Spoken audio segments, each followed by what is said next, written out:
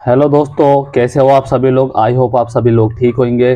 तो स्वागत है आपका एक और नई वीडियो में। ये वीडियो उन स्टूडेंट्स के लिए काफ़ी इम्पोर्टेंट होने वाली है जिनको गुणनखंड नहीं आते।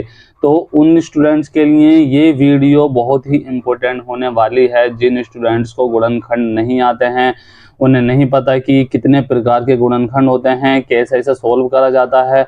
और ये आपकी क्लासेस में काफ़ी इम्पोर्टेंट इनका योगदान होता है। तो इनको हम ज़ीरो से समझेंगे, मैं आपको ज़ीरो से बताऊंगा। मैं आपको गारंटी देता हूं, अगर आपने ये वीडियो देख ली तो आप गुणनखंड आप दूसरों को सिखा पाओगे। आप खुद भी सीख जाओगे और आप इस वीडियो के बाद दूसरों को भी सिखा पाओगे। तो इस वीडियो को आप पूरा देखना, एंड तक देखना। गुणनखंड का जो टॉपिक है आपकी लाइफ से वो पूरा क्लियर हो जाएगा। इसके बाद आपको गुणनखंड की दिक्कत नहीं पड़ेगी। तो बिल्कुल स्टार्टिंग से करेंगे, जीरो से करेंगे, और जितने भी इसके टाइप्स हैं मैं पूरी आपको टाइप्स बताऊंगा। तो इसको पहले मैंने जो टाइप्स लिखी है वो प्लस वाली लिखी है। दो क्वेश्चन कर दिए हैं मैंने, दोनों क्वेश्चन मैं आपको सोल्व कराऊंगा। बिल्कुल बेसिक से करूंगा, जीरो से करूंगा बिल्कुल, ताकि आपको भी कुछ भी नया ना लगे और बिल्कुल आप आसानी से सीख सकें। क्लासेस में आप जाओगे तो उसमें भी ये जो गुणनखंड हैं काफ़ी इम्पोर्टेंट होते हैं। तो ये हम सारा करेंगे कवर, कितने टाइप्स के होते हैं। इसे सॉल्व करने के लिए मैंने दो इक्वेशन लिखी हैं, तो इन दोनों इक्वेशन को सॉल्व करेंगे। पहले हम जो फर्स्ट वाली इसकी इक्वेशन है, फर्स्ट वाली इक्वेशन सॉल्व करते हैं, फिर इसके बाद हम सेकंड वाली करेंगे। तो फर्स्ट वाली जो है इसे सॉल्व करते हैं हम। 2x स्क्वायर प्लस में 7x, और ये बहुत इजी है। फर्स्ट स्टेप है आपका गुणनखंड का। इसमें माइनस भी नहीं दे रखा, मल्टीप्लाई भी नहीं दे रखा इसमें, ना इसमें डिवाइडेड दे रखा। तो इसी से हम स्टार्ट करते हैं गुणनखंड सीखना। तो आइए इसमें करना क्या होता है। ये इक्वेशन होती है, इसमें हमें जो हमारी x है उसकी हमें वैल्यू निकालनी पड़ती है। इस इक्वेशन के हमें गुणनखंड करने पड़ते हैं।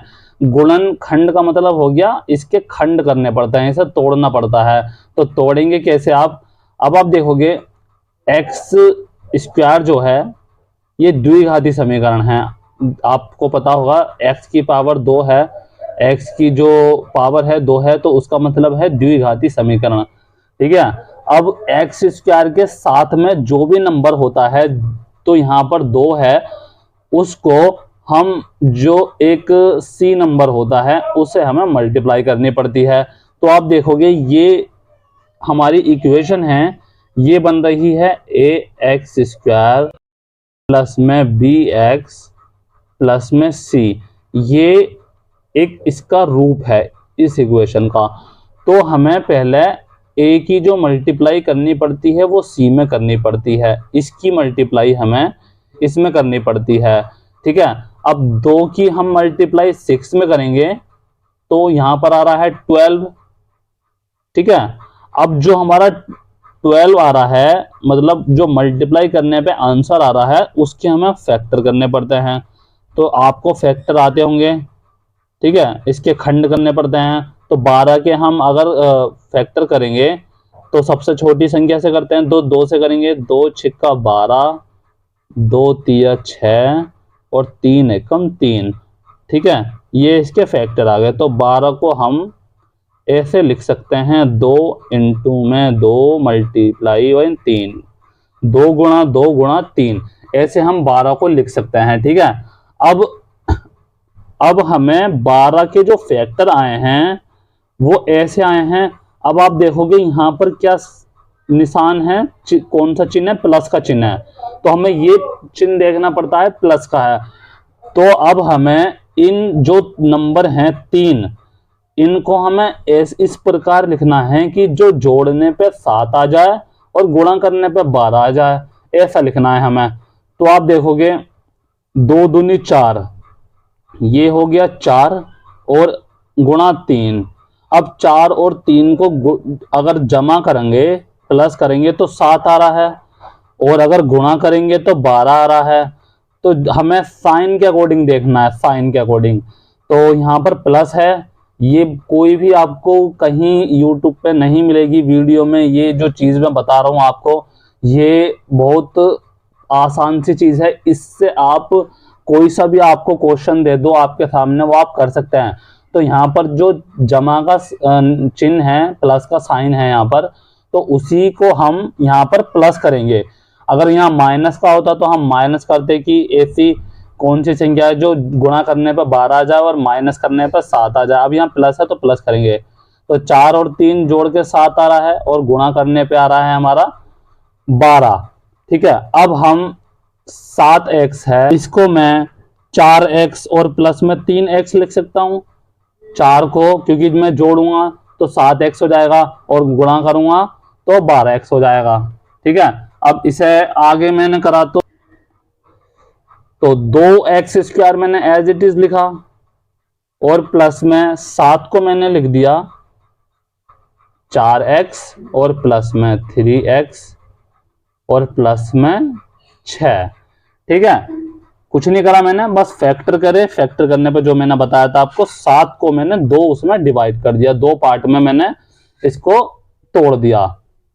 ठीक है, अब आप देखोगे ये x² है तो इसे मैं 2, इसका मतलब होता है x, और ये मल्टीप्लाई है तो मल्टीप्लाई का जो साइन है, मतलब गुणा का साइन ना लगा के मैं बिंदु लगा रहा हूं, x और प्लस में 4x प्लस में 3x और प्लस में 6।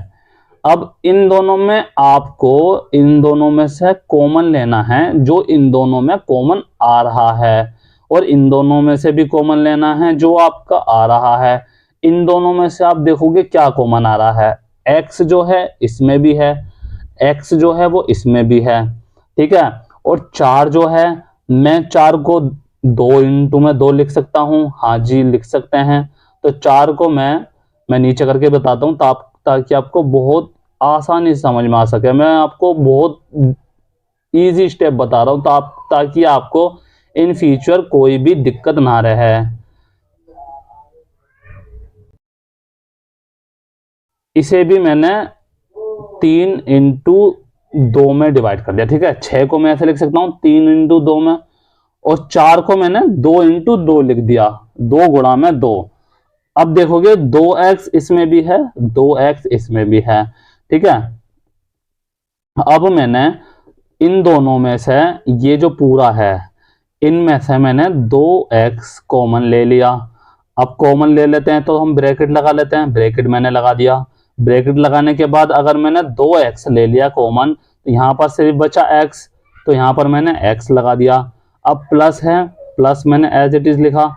अब मैंने यहाँ से 2x कॉमन लिया था तो यहाँ बच गया 2 मैंने एज इट इज लिख दिया, मतलब जैसा था तैसा लिख दिया। अब आप देखोगे, अब यहाँ पर एक और चीज आ जाती है, वो आपको जो आगे के दूसरे टाइप्स के जो वो हैं गुणनखंड आएंगे जैसे माइनस वाले, वहां पर आपको काफी दिक्कत पड़ेगी। अभी प्लस है तो प्लस का साइन प्लस लगा दिया। अगर माइनस होता है तो मैं माइनस में बताऊंगा आपको उसमें क्या करना पड़ता है। माइनस में साइन जो है वो चेंज हो जाता है। अब ये प्लस है तो प्लस का प्लस मैंने ऐसे ही लगा दिया। अब इन दोनों में देखिए क्या कॉमन ले सकते हैं हम, x है लेकिन इसमें x नहीं है, तो हम इसमें 3 कॉमन लेंगे, 3 दोनों में है। तो मैंने 3 अगर इसमें से कॉमन लिया तो यहाँ पर 3 मैंने ले लिया, तो यहाँ पर बच गया x बच गया, और यहाँ से मैंने 3 लिया कॉमन, साइन मैंने प्लस का एज इट इज लगा दिया, यहाँ पर बच गया 2। ठीक है, अब आप यहाँ तक अगर पहुंच जाएं करने की स्थिति में, तो आप देखोगे ये जो 2 नंबर होते हैं हमारे, ये मतलब बराबर आने चाहिए। अगर ये बराबर नहीं है आपके, तो आपने कहीं ना कहीं गलती करी है, उसे आप दोबारा रीचेक करिए, मतलब दोबारा से देखिए कहाँ आपने गलती करी है। अगर ये बराबर आपके आ जाता है तो आप बिल्कुल सही जा रहे हैं, सही आपने करा है। तो यहां तक आ गया, हमारा आ गया। तो इसे हम 2x जो है ये और ये हम एक साथ लिख देते हैं 3, और ये जो है वो हम एक साथ लिख देते हैं x प्लस में 2। तो इसी के साथ ये जो क्वेश्चन है वो हमारा पूरा हो गया है। इसके बाद हम इसका नेक्स्ट क्वेश्चन करेंगे। तो ये बहुत इजी स्टेप के साथ मैंने आपको बताया है। एक और मैं आपको क्वेश्चन करवाता हूँ ताकि आपका जो थोड़ा सा भी डाउट है वो पूरा क्लियर हो जाए। करते हैं अब इसका नेक्स्ट क्वेश्चन। तो दोस्तों ये इसका दूसरा क्वेश्चन है। ये भी है फर्स्ट टाइप जो थी प्लस वाली, जमा का साइन जो था ये उसी टाइप के है। और ये जो सीखने का सबसे आसान तरीका है, फर्स्ट स्टेप है।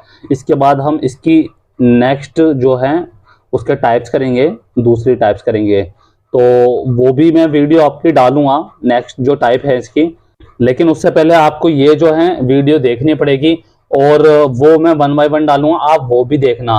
तो इसे शुरू करते हैं। इसमें भी हम जो x के साथ वाला है उसकी मल्टीप्लाई हम इसके साथ करेंगे।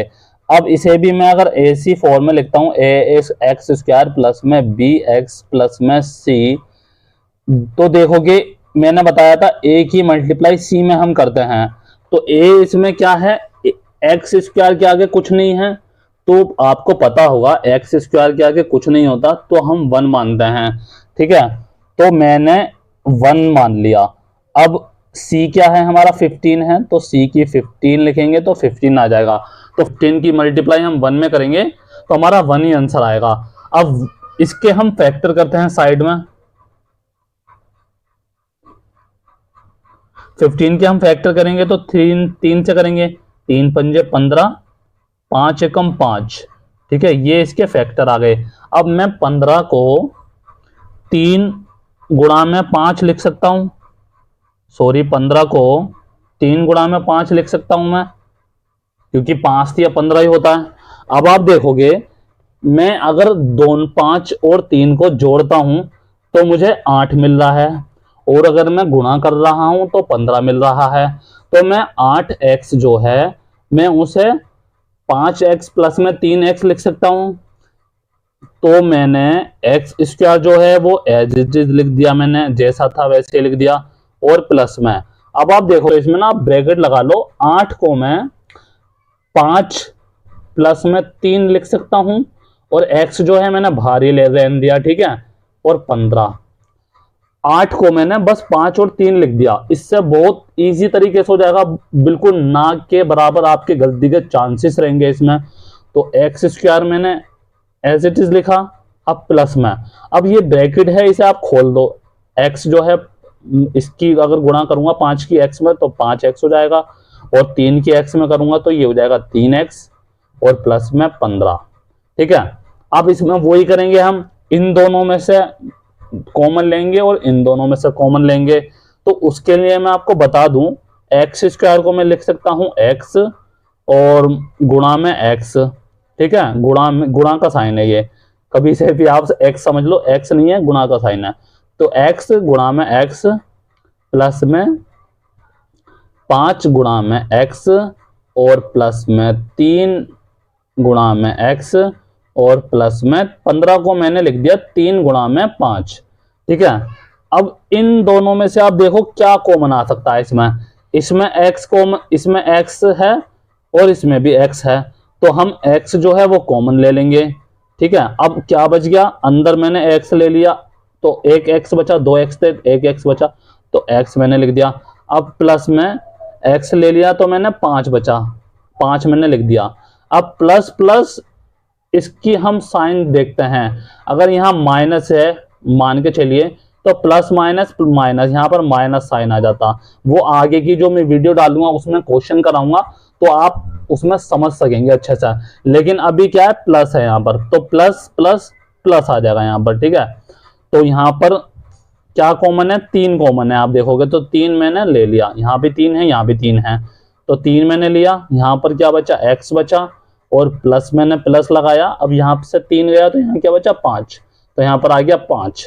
अब इसको और इसको मैंने एक साथ लिखा तो यहाँ पर x प्लस में 3 आ गया, और इसको मैंने एक साथ लिख दिया x प्लस में 5। ठीक है, ये हमारा सॉल्व हो चुका है। और इसके मैंने दोनों आपके जो क्वेश्चन है वो कर लिए हैं।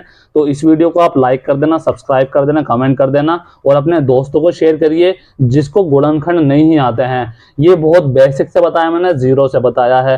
तो इसके बाद मैं जो नेक्स्ट वीडियो डालूंगा वो नेक्स्ट टाइप की गुणनखंड होंगे, तो उसे भी आप पूरा देखना। तो मिलते हैं आपसे नेक्स्ट वीडियो में। Thank you so much.